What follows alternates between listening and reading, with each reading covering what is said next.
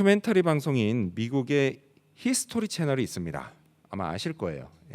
여기서요 2024년 올해 가장 역사적인 사건 및 이슈 10가지를 선정해서 특집 방송을 하고 있습니다. 자, 그 10가지는 다음과 같습니다. 미국 47대 대통령 트럼프 당선, 그리고 중동 이스라엘 전쟁 확대, 러시아 푸틴의 5선 집권, 또 전 세계적인 폭염, 또 엠폭스 바이러스 확산, 또 파리 올림픽, 또 세계 최초 민간 달 착륙 성공, 그리고 북한과 러시아의 정상회담, 또 1차 세계대전 100주년, 그리고 끝으로 이란 대통령이 탄 헬리콥터 및 브라질 여객기 추락 참사, 이렇게 10가지를 선정했습니다. 자, 근데 이 외에도요 올 한 해 세상을 떠들썩하게 한 사건 사고들이 참 많았습니다. 우리 조국 대한민국에도요 지난 1년간의 모든 이슈를 한꺼번에 다 삼켜버린 대통령의 내란 친위 쿠데타가 있었습니다. 자, 근데 이 사태가 아직 다 끝난 게 아니죠. 이걸 계속 지켜봐야 합니다. 자, 이처럼 올해 세상이요 참 다사다난했습니다. 자, 이런 다사다난함은 우리 각 사람에게도 마찬가지였습니다. 학생과 청년, 그리고 장년을 가릴 것 없이 다 한 해 동안 나름대로 사건 사고들을 겪으면서 오늘에 이르렀습니다. 그래서 누구에게는 이런 일이 있었고요, 또 누구에게는 저런 일이 있었습니다. 그게 건강 문제이기도 했고 재정 문제이기도 했습니다. 또는 공부 문제이기도 했고요, 직장 문제이기도 했습니다. 또 비자 같은 신분 문제이기도 했습니다. 이 밖에도요 다양한 일들이 있었습니다. 이런 일들로요 우리는 다 나름대로 올 한 해 힘들고 어려운 순간들이 있었습니다. 하지만 그럼에도 불구하고 우리는 이렇게 오늘 마지막 주일을 맞이했고 한 자리에 모여서 다 함께 하나님을 예배하고 있습니다. 너무 감사한 일입니다. 지난 1년간 우리는요 각자 힘들고 어려운 순간들이 있었지만 반대로 기쁘고 행복한 순간들도 있었습니다. 앞서 말한 삶의 문제들이 이게 조금씩 풀려가는 것도 봤고요, 또는 완전히 해결되는 것도 봤습니다. 하나님께 감사하지 않을 수가 없습니다. 자, 그래서 오늘 이 예배와 그리고 또 이 말씀을 듣는 이 시간이요 하나님께 감사하는 시간이 되면 참 좋겠습니다. 자, 오늘 우리가 함께 살펴볼 시편 116편은요 누군가가 지난 세월을 돌아보면서 쓴 시편입니다. 근데 아쉽게도 그 사람이 누군지는 정확히 알 수가 없습니다. 그래서 일부 성경학자들은 그 사람이 다윗 왕이다라고 합니다. 다윗 왕이 아들 압살롬의 반란을 제압한 후에 썼다라고도 하고요, 또 일부는 히스기야 왕이 썼다라고도 합니다. 히스기야 왕이 죽을 병에 걸렸다가 살아난 후에 썼다라는 거예요. 근데 정확한 건 모릅니다. 근데 다만 정확한 건 이 시편이 지난 세월을 돌아보며 하나님께 감사하는 시편이다라는 사실입니다. 자, 그렇다면 구체적으로 무엇을 감사할까요? 우리가 두 가지를 살펴볼 텐데요. 사실 이 두 가지는 지나온 한 해 우리가 하나님께 감사하는 것이기도 합니다. 자, 또한 시편 기자는 감사하며 어떤 결심을 하는데요. 그것은 과연 무엇일까요? 자, 이것들을 살펴보면서 올해 마지막 주일 우리가 얻어야 할 교훈을 알아보고자 합니다. 먼저 첫 번째로 시편 기자는 기도 응답을 감사했습니다.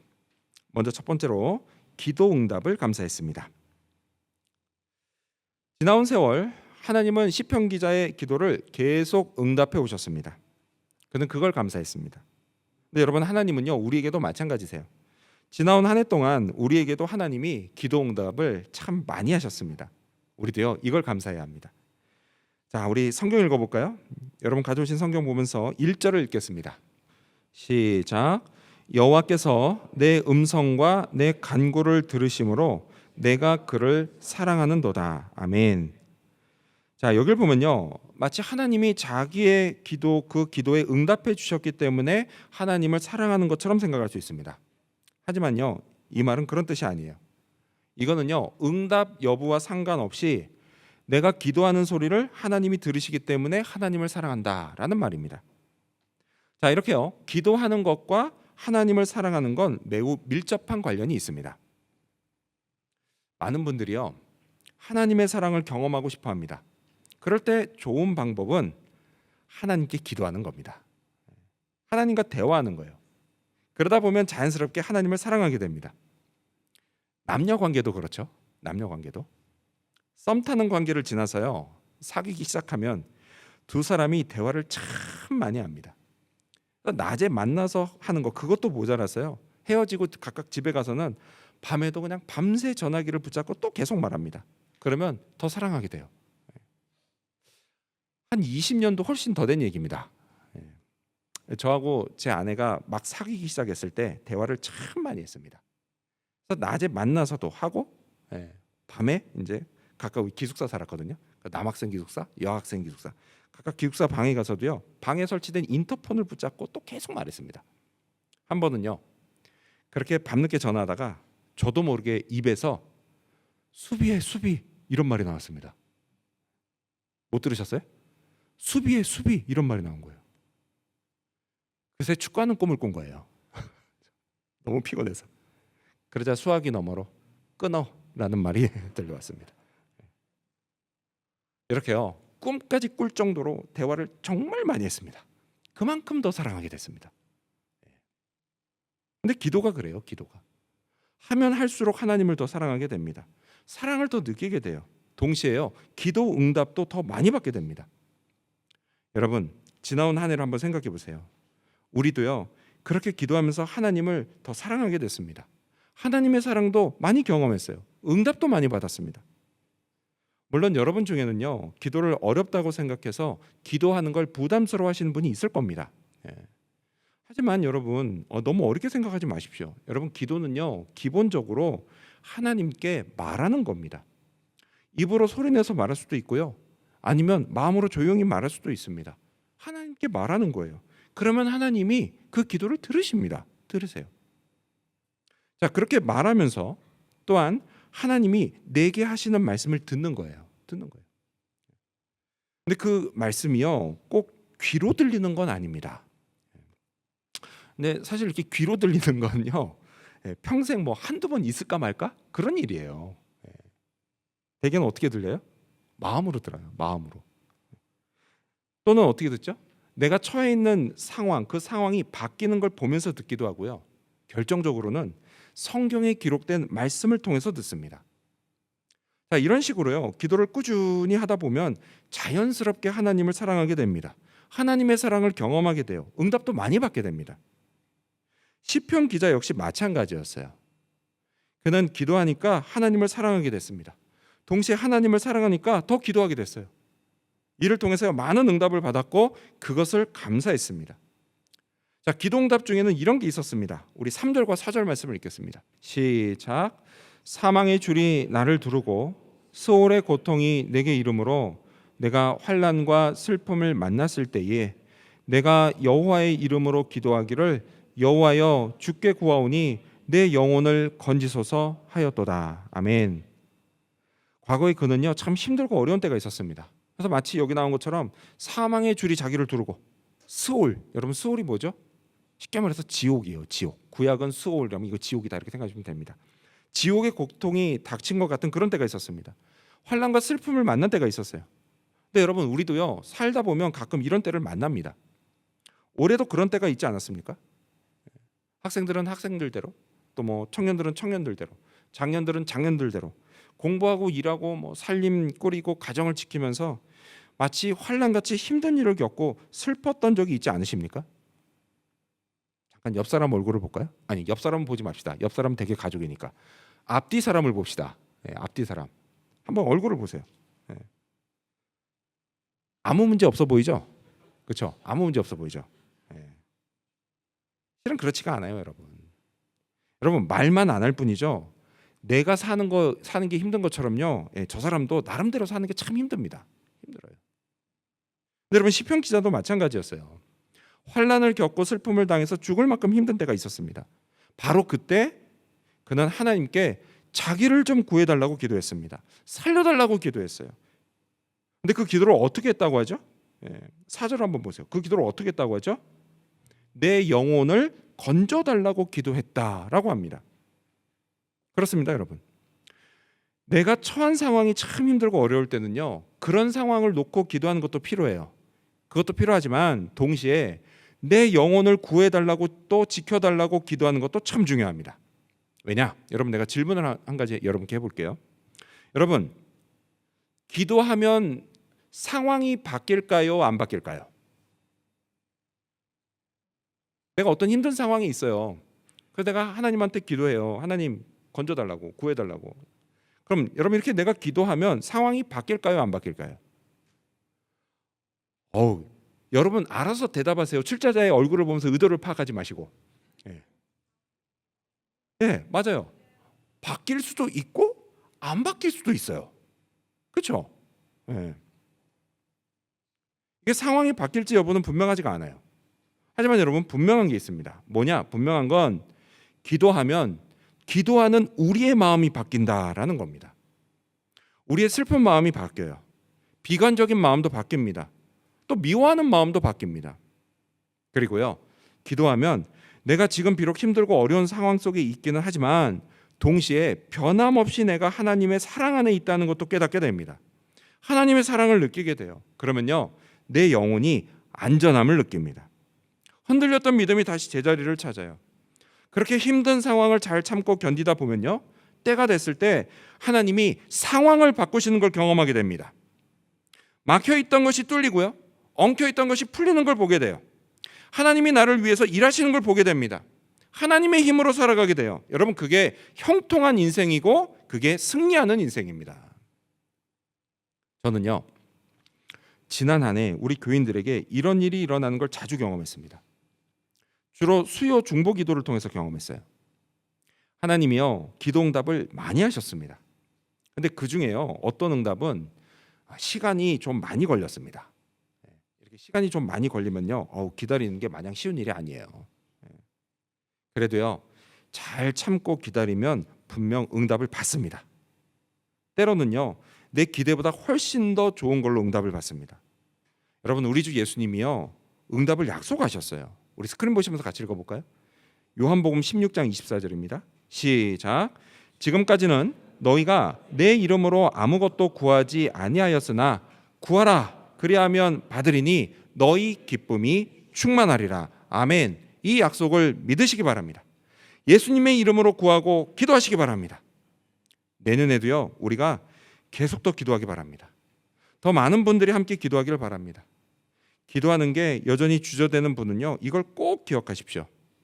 여러분, 우리의 문제는요, 상황이 어려운 게 문제가 아닙니다. 기도의 힘이 부족한 게 문제예요. 그러니 힘을 내시기 바랍니다. 힘을 내서 기도하면 상황은 더 이상 문제가 되지 않아요.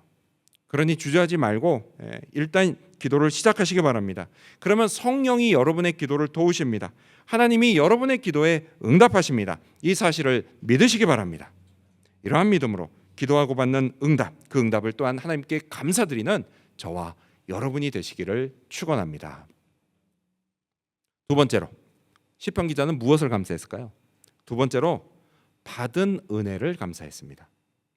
두 번째로, 받은 은혜를 감사했습니다. 자, 지난 한 해 우리는요, 하나님께 참 많은 은혜를 받았습니다. 근데 이건 시편 기자도 마찬가지였어요. 그러나 하나님께 받은 은혜를 감사하면서 하나님을 이런 분이라고 말합니다. 5절, 여러분 성경 보시면서 읽겠습니다. 5절 시작. 여호와는 은혜로우시며 의로우시며 우리 하나님은 긍휼이 많으시도다. 아멘. 자, 이 5절에 나오는 은혜와 긍휼, 이거는요, 둘 다 불쌍히 여겨서 호의를 베푼다, 이런 뜻이 담겨 있어요. 그러니까 이 두 단어가 일맥상통합니다. 자, 하지만요, 이에 반해서 의로우시다, 이거는요, 좀 생뚱맞습니다. 제가 설교를 준비하면서 생뚱이란 단어를 써도 되나 안 되나 되게 고민이 많았습니다. 그래서 찾아봤거든요. 이게 사전에 등록되어 있는 단어더라고요. 그래서 하기로 했습니다. 좀 생뚱맞아요. 갑자기 의로우시다가 툭 튀어나왔습니다. 맥락이 안 맞아요. 그렇죠? 의롭다, 그럼 여러분 머릿속에 가장 먼저 떠오르는 뉘앙스가 뭐죠? 옳다, 맞다, 이게 떠오릅니다. 그렇죠? 그러다 보니까 좀 생뚱맞아 보여요. 하지만 여러분, 여기 5절에서 의롭다라고 하는 건요, 약속을 지킨다라는 뜻이에요. 약속을 지킨다. 즉 하나님이요, 지금 은혜를 베풀고 계시는 것은 이전에 하신 약속을 지키는 것이다라는 뜻이에요. 여러분 성경을 보면요, 자기 백성을 돌보겠다라고 하시는 하나님의 약속들이 나옵니다. 자, 그 중에 하나가 뭐냐? 아주 오래전에 이 시편 기자의 조상들이 출애굽할 때 그때 하나님이 하신 약속입니다. 우리 신명기에 있는 약속인데요. 스크린 보시면서 같이 읽어볼까요? 신명기 4장 29절입니다. 시작. 그러나 내가 거기서 내 하나님 여호와를 찾게 되리니 만일 마음을 다하고 뜻을 다하여 그를 찾으면 만나리라. 아멘. 가나안 땅에 들어간 백성들이 마음을 다하고 뜻을 다해서 하나님을 찾으면 하나님을 만나게 될 거다라는 약속이에요. 하나님을 만나면 어떻게 되죠? 하나님의 돌보심을 받습니다. 하나님이요, 이 약속을 지키신 거예요. 그래서 시편 기자가 하나님을 의로운 분이시다라고 고백했던 겁니다. 근데 여러분 하나님은요, 오늘도 마찬가지세요. 하나님이 우리에게도 은혜를 베푸십니다. 우리를 사랑하시기 때문에 베풀기도 하시지만 또한 약속을 지키시기 위해서도 우리에게 은혜를 베푸십니다. 그 약속이 뭔지 궁금하면요, 여러분 성경을 찾으십시오. 성경에서 찾아보세요. 성경에 기록된 그 약속을 따라서요, 하나님은 예수님을 믿는 우리에게 은혜를 베푸십니다. 구원의 은혜를 베푸시는 것, 그것뿐만이 아니라 돌보시는 은혜도 베푸십니다. 여러분 우리는요 하나님의 은혜로 삽니다. 아멘. 만약 우리 인생에서요 하나님의 은혜가 빠지면 뭐가 남을까요? 그러면요 실패만 남습니다. 물론 인생 살면서 성공도 하겠죠. 그렇죠? 종종 성공도 할 겁니다. 하지만 여러분 아무리 성공을 많이 해도요 하나님의 은혜가 없으면 그 인생은 결국 실패로 끝납니다. 왜죠? 은혜를 받지 못한 사람은요 죄에서 구원을 받지 못합니다. 그래서 그렇게 해서 죽으면 어떻게 돼요? 하나님의 심판대 앞에 서게 되고 결국 지옥에 떨어집니다. 여러분 그건요 최종 실패예요. 최종 실패. 이 때문에 우리는요 은혜가 필요합니다. 그것도 아주 절실하게 은혜가 필요합니다. 참 감사하게도요 하나님이 그 은혜를 베푸십니다. 그래서 실패로 끝날 뻔한 우리 인생을 성공으로 끝나게 하십니다. 이게 얼마나 감사한 일입니까? 이 하나님의 은혜에 감사하시기를 바랍니다. 여러분 저는요 은혜의 힘을 믿습니다. 하나님의 은혜로 안 될 일이 없다고 믿습니다. 그래서요 지금도 우리 교인 누가 무슨 힘든 일을 당한다라고 하면요 어떻게 기도하냐? 하나님 우리 교인 누구에게 은혜를 베풀어 주십시오 라고 기도합니다. 그리고 또 설교할 때도요 자주 은혜를 강조합니다. 저는요 하나님이 여러분 모두에게 풍성한 은혜를 베푸시고 여러분이 그 은혜를 아주 생생히 경험하면서 살기를 바랍니다. 하지만 여기에 약간의 문제가 있습니다. 약간의 문제가 있어요. 그게 뭐냐? 그건 은혜가 좀 추상적이다라는 겁니다. 생생히 경험하면서 살고 싶은데 이게 좀 추상적인 게 문제예요. 은혜가. 이 은혜라는 게요 사람 눈에 딱 보이고 또 손에 딱 잡혀서 은혜의 힘을 쉽게 깨닫고 또 실감하면 참 좋은데 그러질 않다라는 거예요. 하지만 여러분 기억하십시오. 추상적이라고 해서 없는 게 아닙니다. 이게 쉽게 느껴지지만 않을 뿐이지 은혜의 힘은요 아주 확실하고 더 아주 강력합니다. 마치 이런 거하고 같아요. 여러분 태양광 아시죠? 태양광. 우리 눈에는요 이 태양광 속에 있는 힘의 실체가 딱 보이지 않습니다. 그래서 그저 해가 뜨면 보이는 빛 그런 것으로 어렴풋이 짐작할 뿐이에요. 저 안에 뭐가 있긴 있겠구나. 하지만 여러분 어렴풋이 보이고 잘 이게 실감나지 않는다고 해서 그 빛의 힘이 없는 게 아니라는 거예요. 여러분 그 빛으로요 이루어지는 일이 얼마나 많은지 모릅니다. 모든 식물들이요 태양광을 받아서 광합성을 합니다. 근데 이 식물의 규모가 얼마나 큰지요 이게 지구 전체 사이즈예요. 그 많은 지구 전체 사이즈가 되는 그 많은 식물들을 먹고 사는 동물들이 있고요. 그 동물들을 잡아먹는 동물들이 있고요. 그 위에 우리 인간이 있습니다. 이거를 뭐라고 하죠? 생태계라고 합니다. 생태계. 여러분 이런 식으로요. 태양광을 기반으로 해서 생태계가 유지되고 있는 거예요. 이게 다 태양광으로 이루어지는 일입니다. 규모가 엄청나게 크죠. 하지만 우리가요 이걸 별로 실감하지 못한 채 살아갑니다. 근데 은혜도 비슷해요. 은혜도 우리가요 평소에는 별로 실감하지 못한 채 살아갑니다. 내가 세상에 태어나서 지금까지 살면서 나를 존재하게 하는 모든 요소들이 다 하나님의 은혜로 이루어진 것들입니다. 뭐가 있어요? 공기도 있고 햇빛도 있고 물과 땅과 다 이런 게요, 내게 은혜로 주어진 것들이에요. 내가 노력해서 얻은 거 아닙니다. 그냥 은혜로 주어진 것들이에요. 또 뭐가 있어요? 가족도 있습니다. 친구도 있어요. 다 은혜로 주어지는 것들입니다. 이 밖에도 참 많아요. 이런 것들이요, 수를 셀 수 없이 너무 많고, 또 이것들이 너무 늘 가까이 있기 때문에 우리는요, 역설적이게도 이 은혜의 힘을 잘 실감하지 못한 채 살아가고 있다라는 겁니다. 하지만 여러분, 내가 실감하지 못한다고 해서 없는 게 아니에요. 있어요. 은혜는 분명히 부어지고 있고요, 그 힘은 또한 매우 강력합니다. 이렇게 잘 실감하지 못하는 우리를 위해서요, 하나님이 종종 이걸 실감할 수 있게 해주실 때가 있습니다. 어떤 특별한 일을 통해서요. 여러분 한번 생각해 보세요. 여러분 각자 지나온 1년 동안을 한번 생각해 보세요. 그 1년을 여러분의 삶을 돌아보면요, 하나님이 여러분에게 은혜로 이루어 주신 어떤 특별한 일들이 있었을 겁니다. 학생들은 그게 성적일 수 있어요. 내가 공부한 것 이상으로 좋은 성적을 받은 경우가 있을 겁니다. 그렇죠? 또 청년들과 장년들은요, 그게 인생 진로일 수도 있어요. 앞길이 열린 경우도 있을 겁니다. 또는요, 그게 돈일 수도 있어요. 돈. 당장 다음 달 먹고 살 걸 걱정했는데 굶지 않고 오늘 여기까지 왔습니다. 오늘도 살고 있어요. 또요, 렌트비 많이 올랐잖아요. 그렇죠? 렌트비 많이 올라서 걱정인데요, 어쨌든 오늘까지 우리는 살고 있습니다. 또 그게 건강일 수도 있어요. 건강. 몸이 좀 아파서 혹시 큰 병에 걸린 게 아닌가 매우 걱정했는데 다행히 지금은 괜찮아지고 또 나아졌습니다. 자, 지금 말한 이런 것과 비슷한 일들이 여러분에게 있었다면요, 그건 하나님이 은혜를 베푸신 겁니다. 실감할 수 있게 해주신 거예요. 내 힘으로 안 될 것 같은데 된 거 다 하나님의 은혜로 된 겁니다. 내 힘으로 버티지 못할 것 같은데 버틴 거 다 은혜로 된 겁니다. 내 힘으로 채우지 못할 것 같은데 채워진 거 다 은혜로 된 겁니다. 이 은혜를요, 또 은혜의 힘을 믿으시기 바랍니다. 그리고 감사하시기를 바랍니다. 감사하는 자에게요, 하나님이 또 은혜를 베푸십니다. 여러분 살다 보면요, 힘들고 어려운 일이 계속해서 찾아와요. 하나가 해결됐다 싶으면 얼마 안 있다가 또 다른 문제가 찾아옵니다. 근데 여러분 너무 낙심하지 마십시오. 나만 그런 거 아니에요. 나만 그런 거 아니에요. 원래 사람의 인생이라는 게 원래 다 그렇습니다. 다 그래요.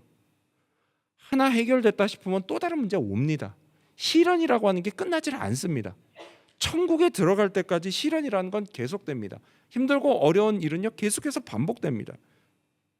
하지만 여러분 너무 걱정하지 마십시오. 나를 힘들게 하는 일이 계속 찾아오는 것처럼요, 나를 힘내게 하는 은혜도 계속해서 부어집니다. 고통이 계속된다 하지만요, 은혜도 계속됩니다. 고통이 크다 하지만요, 부어지는 은혜는 이보다 훨씬 큽니다. 이 사실을 굳게 믿고 살면 우리도요, 이 시편 기자와 같은 고백을 할 수 있게 됩니다. 우리 스크린 보시면서 같이 고백해 볼까요? 10절입니다. 10절 시작. 내가 크게 고통을 당하였다고 말할 때에도 나는 믿었도다. 아멘. 무엇을 믿었을까요? 은혜를 믿었습니다. 은혜를 믿었어요. 은혜의 힘을 믿었습니다. 그래서 고통을 당해도 끝까지 견디고 이길 수 있었습니다. 그렇습니다, 여러분. 하나님이요, 우리에게 기대하시는 믿음이 바로 이런 믿음이에요. 은혜의 힘을 믿고 견디는 믿음입니다. 내일을 비관하지 않는 믿음이에요. 그리고 마침내 승리하는 믿음입니다. 저와 여러분이요, 이런 믿음의 소유자들이 되기를 바랍니다. 이를 위해서요, 늘 확신하십시오. 지금 이 순간에도 우리에게 은혜가 베풀어집니다. 지난 한 해 우리는 은혜로 살았습니다. 그럼 내년에도 우리는 은혜로 살아갈 겁니다. 그러니 염려와 걱정을 멈추고 은혜를 확신하시기 바랍니다. 이러한 확신으로 이제껏 받은 은혜를 감사하고 힘차게 내일을 향해서 나아가는 저와 여러분이 되시기를 축원합니다. 마지막 세 번째로, 시편 기자의 결심은 뭘까요? 시편 기자는 서원을 갚겠다고 결심했습니다. 마지막 세 번째로, 시편 기자는 서원을 갚겠다고 결심했습니다. 기도응답을 받고요, 또 은혜를 받은 것에 감사해서 시편 기자는 이런 결심을 했습니다. 12절, 여러분 성경 보시면서 읽겠습니다. 12절 시작. 내게 주신 모든 은혜를 내가 여호와께 무엇으로 보답할까? 아멘. 자, 그는 하나님께 보답하기로 결심했습니다. 자, 근데 지금 읽은 이 12절에서 보답, 이 보답이라고 하는 단어는 히브리어로는 아시브라는 단어입니다. 아시브. 근데 이게 무슨 뜻이냐면 이건 돌려준다라는 뜻이에요. 돌려준다. 즉 보답이 뭐냐? 여러분, 보답은요, 내가 하나님께 받은 많은 것 중에 일부를 잘 구별해서 하나님께 다시 돌려드리는 겁니다. 그게 보답이에요. 우리가 드리는 헌금이 그렇죠. 헌금은요, 내가 하나님께 받은 것의 일부를 잘 구별해서 하나님께 다시 돌려드리는 겁니다. 여러분, 우리는요, 내가 버는 모든 수입이 다 하나님께 받은 것이라는 사실을 잊지 말아야 합니다. 하나님은요, 우리가 일하고 돈을 벌 수 있도록 이에 필요한 것, 모든 것, 어떤 걸 주셨죠? 일터도 주시고 건강도 주시고 지식도 주시고 능력도 주시고 그 밖에 모든 것들을 다 우리에게 은혜로 주셨습니다. 그래서 이를 통해서 얻는 수입이 다 하나님께 받은 거예요. 하나님께 받은 거. 원래 다 이거 하나님 겁니다. 하나님 거. 따라서요, 헌금은 내가 내 것의 일부를 하나님께 드리는 게 아니라 하나님의 것인데 이미 그 중에 일부를 잘 구별해서 하나님께 다시 돌려드리는 겁니다. 보답하는 거예요. 교인들 중에요, 간혹 11조 헌금을 아까워하시는 분이 있습니다. 이해는 돼요. 이해는. 결심하는 게 마냥 쉽지는 않죠. 내가 힘들게 번 수입의 10분의 1을 드려야 한다. 이 생각하니 얼마나 아깝겠습니까? 특히나 우리 이민자들은 진짜 힘들고 어렵게 일하면서 돈을 버는데 10분의 1을 드린다는 게 얼마나 아깝겠어요. 근데 여러분, 그럴 때는요, 발상의 전환이 필요합니다. 이렇게요. 그 수입은요, 원래 다 하나님 거예요. 그런데 그 중에 무려 10분의 9나 내가 쓸 수 있다라고 생각하는 겁니다. 10분의 1을 드린다가 아니고 내가 10분의 9나 내가 쓴다, 이렇게 생각하는 거예요. 발상의 전환이 필요합니다. 10분의 9나 쓸 수 있으니 이게 얼마나 감사합니까? 여러분, 하나님께 보답하는 걸 아까워하지 마십시오. 내가 하나님께 아까워하면요, 하나님도 내게 아까워하지 않으시겠습니까? 반대로요, 내가 하나님께 넉넉하면 하나님도 내게 넉넉하지 않으실까요? 여러분, 이 질문의 답은요, 굳이 힘들고 어렵게 신학책에서 찾을 필요가 없어요. 지난 세월 우리 믿음의 선배들의 경험을 통해서 충분히 답을 얻을 수가 있습니다. 또요, 지나온 시간 속에 여러분이 직접 체험한 일을 통해서도 이 질문에 대한 답은 충분히 얻을 수가 있습니다. 그러니 아까워하지 마시기 바랍니다. 다시 본문으로 돌아와서요, 시편 기자는 감사하는 마음을 구체적으로 또 이렇게 표현합니다. 14절과 18절에서요 거의 똑같은 말을 반복하는데요, 우리 14절을 읽어볼까요? 14절 시작. 여호와의 모든 백성 앞에서 나는 나의 서원을 여호와께 갚으리로다. 아멘. 그는 하나님께 서원한 것을 갚음으로 감사를 표하려고 했습니다. 서원, 이게 뭘까요? 서원. 쉽게 말해서 약속입니다. 약속. 이전에 이 사람이요, 하나님께 어떤 약속을 했습니다. 근데 그게 뭔지 성경에 구체적으로 나오진 않아요. 근데 그게 뭔지는 이 사람이 앞에서 한 말을 보면 충분히 뭔지 유추할 수가 있습니다. 자, 그가 했던 말들 속에 어떤 단어들이 있었죠? 사망, 스올, 그러니까 지옥, 환난, 슬픔, 눈물, 넘어짐, 고통, 이런 단어들이 있었어요. 자, 이걸 종합해 보면요, 이 사람이요 참 고통스러운 때가 있었습니다. 그래서 그때 기도하면서 하나님께 서원했던 거예요. 하나님, 제발 좀 도와주세요. 하나님, 제발 제 영혼을 지켜주세요. 이 고통스러운 상황에서 제발 저를 건져주세요. 그러면 그 서원이 뭘까요? 그건 분명 하나님, 제가 하나님께 헌신하겠습니다 라는 약속이었어요. 그걸 지키겠다라는 거예요. 종종 어떤 분은요, 약속은 깨라고 있는 거야 라는 말을 합니다. 물론 웃자고 한 말이겠죠, 그렇죠? 실제로는 그러면 안 됩니다. 여러분, 약속이라고 하는 건요, 지키라고 하는 겁니다. 지키라고. 우리가 사람한테 한 약속을 지키지 않으면 욕을 먹어요. 사람한테 한 약속도 욕을 안 지키면 욕을 먹는데, 하물며 하나님께 한 약속을 지키지 않으면 어떻게 되겠습니까? 물론 하나님 우리 욕하지는 않으실 겁니다. 그런 분은 아니시니까 욕은 안 하시겠죠. 하지만 하나님이요 분명 슬퍼하실 겁니다. 슬퍼하실 거예요. 왜요? 기대하셨기 때문이에요. 여러분, 하나님은요 언제나 우리가 약속을 지키길 기대하십니다. 근데 그 이유는 간단해요. 하나님이요 우리에게 언제나 약속을 지키시기 때문이에요.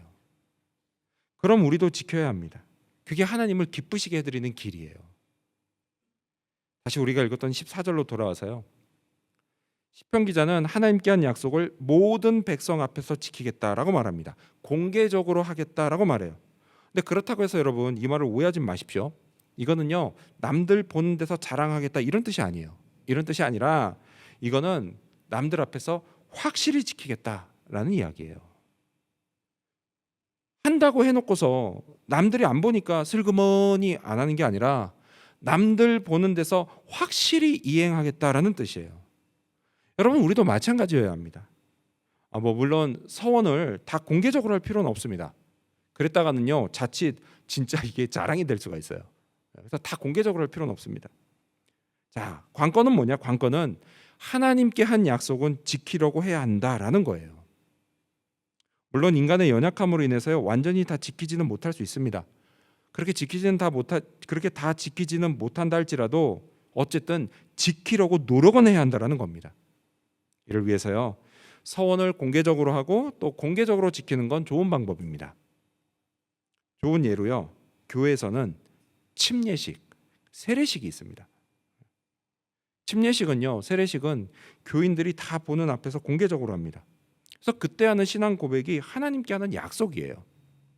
내가 예수님을 일평생 나의 구원자로 믿겠다고 약속하는 겁니다. 또요 내가 일평생 예수님을 주인으로 따르고 섬기겠다고 약속하는 겁니다. 이렇게 공개적으로 한 약속을 잘 지켜야 합니다. 혹시 앉아 계신 여러분들 중에 내가 침례받은 지 또는 내가 세례받은 지 너무 오래돼서 그때 한 약속을 잠시 잊고 사시는 분이 있다면요 다시 기억하고 잘 지키시기 바랍니다. 그런 여러분을 하나님이 기뻐하십니다. 끝으로 시편 기자는요 하나님께 감사하는 마음을 이렇게 표현하겠다고 결심합니다. 17절 스크린 보시면서 읽겠습니다. 17절 시작. 내가 주께 감사제를 드리고 여호와의 이름을 부르리이다. 아멘. 그는 내 기도에 응답하시고 은혜를 베푸시는 하나님께 감사의 제사를 드리겠다라고 결심합니다. 여러분, 우리도요 우리 기도에 응답하시고 은혜를 베푸시는 하나님께 감사의 예배를 드려야 합니다. 근데 그렇다고 해서 이렇게 우리가 여러분 정기적으로 출석하시는 드리고 있는 이 주일 예배 외에 따로 특별히 감사 예배라고 타이틀을 붙여서 또 드려야만 한다라는 건 아닙니다. 그런 건 아니에요. 여러분, 중요한 건 뭐냐? 관건은 마음이에요. 마음, 우리의 마음. 주일 예배를 드릴 때요 감사하는 마음으로 잘 드려야 합니다. 잘 드리셔야 돼요. 지난 한 주간 내 기도에 응답해 주셨고 또 내게 변함없는 은혜를 베푸신 하나님께 감사하는 마음으로 드리셔야 합니다. 그러려면요 그래 그렇게 해야지 라고 생각만 해선 절대 안 됩니다. 구체적으로 여러분이 준비하셔야 됩니다. 구체적으로 여러분이 노력하셔야 돼요. 예배를 드릴 때 내게 방해되는 게 있으면 다 치워버리십시오. 다 치우세요. 그리고 오직 하나님께 집중하십시오.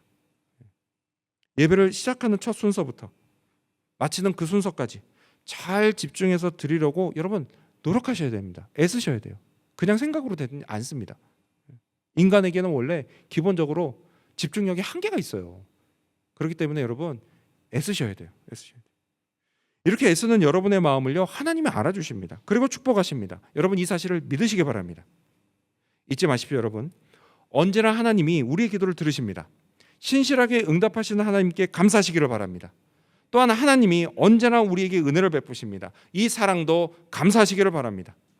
지난 한 해 나와 또 우리 가족과 또 우리 교회에 그리하신 것처럼 다가올 새해에도 하나님은 기도에 응답하시고 은혜를 베푸실 겁니다. 언제나 우리를 돌보실 겁니다. 우리의 길을 인도하실 겁니다. 가장 좋은 것을 우리에게 주실 것입니다. 이 사실도 믿으시기 바랍니다. 이러한 믿음으로 하나님께 변함없이 감사하는 저와 여러분 그리고 우리 지구촌 교회 모든 성도님들이 되시기를 주님의 이름으로 축원합니다.